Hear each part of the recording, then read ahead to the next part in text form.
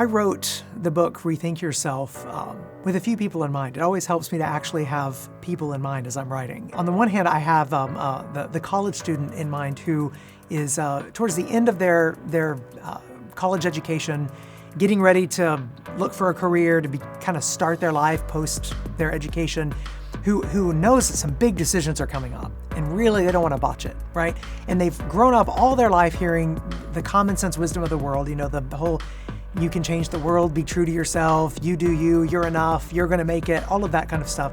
And to unpack that for the college student that may be the questioner, the one that wants to make sure that they really understand themselves and their world before they make some big decisions. That was the first person I was thinking of.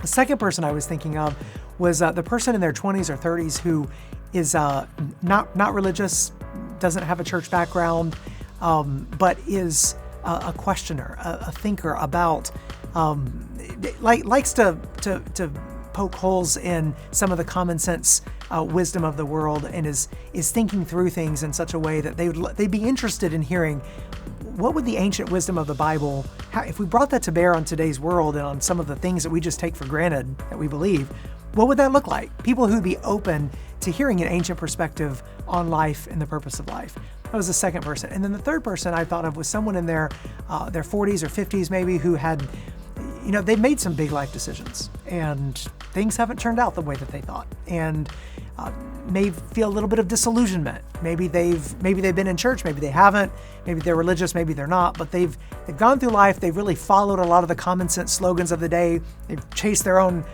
dreams and they followed their heart, and it hasn't led them to happiness, and they're feeling unfulfilled, and they're wondering, okay, what next? What's the next step?